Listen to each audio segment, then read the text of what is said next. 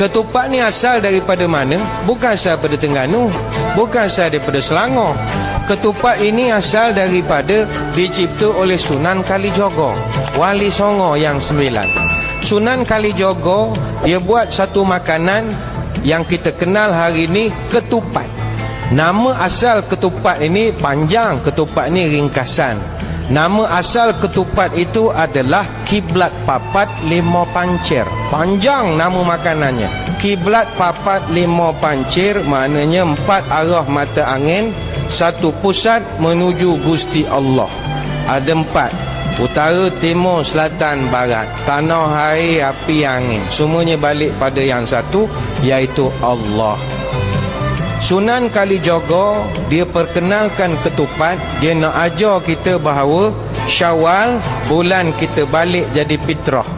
Sebab itu daun ketupat ini, orang Jawa daunnya muda itu dia panggil daun janur. Janur itu bukan bahasa Jawa, bahasa Arab. Dari kalimat Ja'an Nur, telah datanglah cahaya, cahaya hidayah.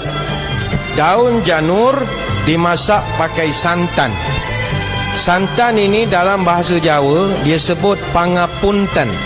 Pangapunten kebetulannya maksudnya adalah minta maaf.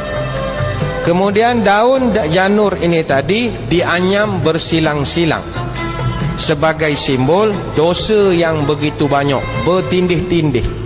Dosa 2, 3, 4, 5, banyak dosa bersilang-silang.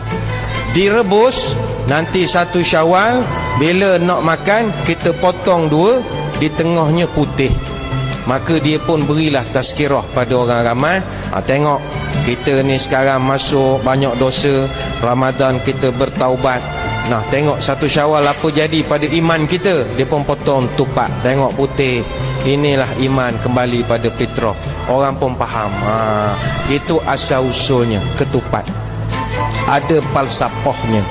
Baik itu setiap makanan yang dicipta oleh para wali-wali semuanya ada falsafah.